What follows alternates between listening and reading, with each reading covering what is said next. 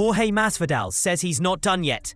In an interview with Ariel Helwani, Masvidal confirmed he wants to return this year, and he's got Leon Edwards in his crosshairs.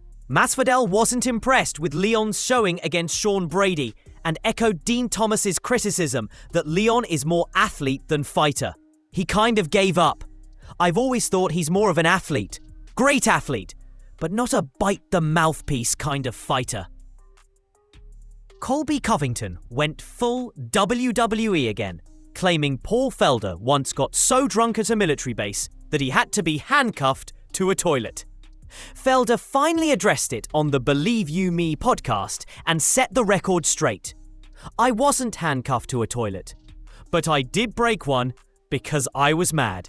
He said it happened in his own room, he calmed down afterward, moved to a different room, and even signed the broken toilet seat as a plaque for his time on base. Felder added that Colby knows it's exaggerated and is just trying to stir up headlines, calling him classic chaos. Conor McGregor stirred the pot again, this time going after Ilia Topuria, Islam Makhachev, and Khabib Nurmagomedov in one shot.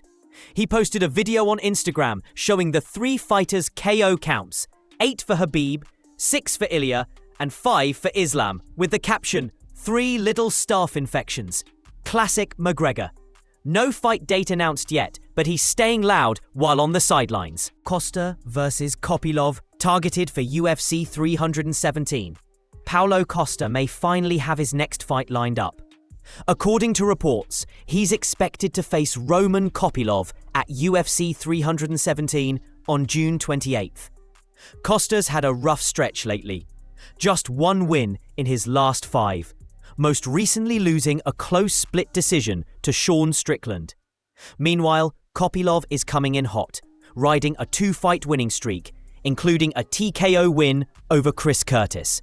A lot on the line here for Costa, who desperately needs to prove he's still a contender. Jack Della Maddalena just shocked fans, not with a knockout, but with a GoFundMe-style fundraiser to get his team to UFC 315.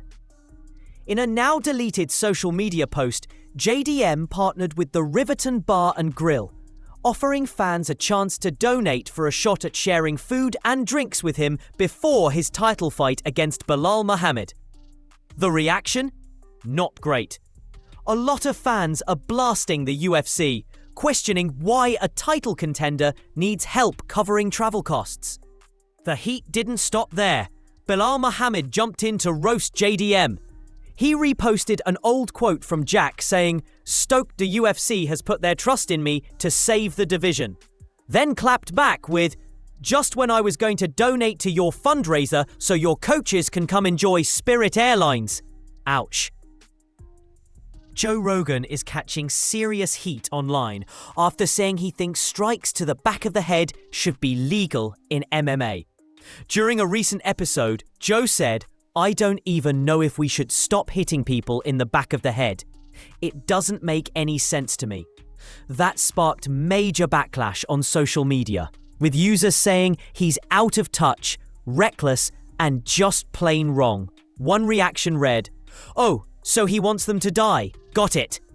Others piled on, calling him clueless and saying, "Joe gets dumber with every new day." Whether it was taken out of context or not, it's not the kind of comment that sits well in today's MMA climate. Ankalaev says Pereira doesn't want the rematch. And now we're hearing from Magomed-Ankalaev, who claims he was offered a rematch with Pereira in August, and said yes.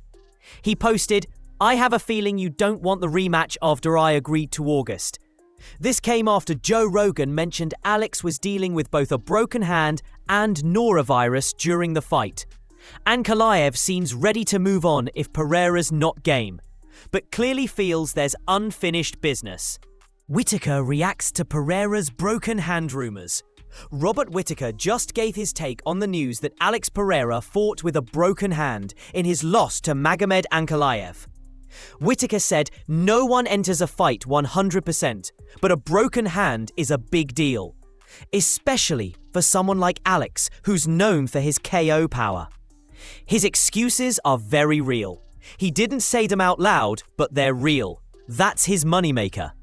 Whittaker believes if the injury was legit, a rematch could play out much differently. Saint Denis versus Alvarez in the works for UFC 315.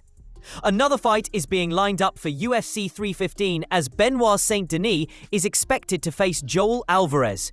Saint Denis is on a rough patch after suffering back-to-back second-round stoppage losses to Dustin Poirier and Renato Moicano.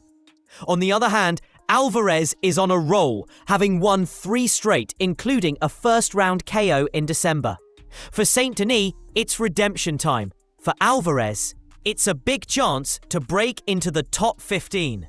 We haven't seen Zabit in years, but that may be about to change. The former featherweight contender, who retired after a decision win over Calvin Kattar in 2019, just posted a shadowboxing video on Instagram with the caption, "He will be back soon." Zabit originally left MMA to pursue a medical career, but fans are already hyped for a comeback. The division's different now. Volkanovski's fallen, and Toporia's on top. Zabit could be a huge wildcard if he's serious.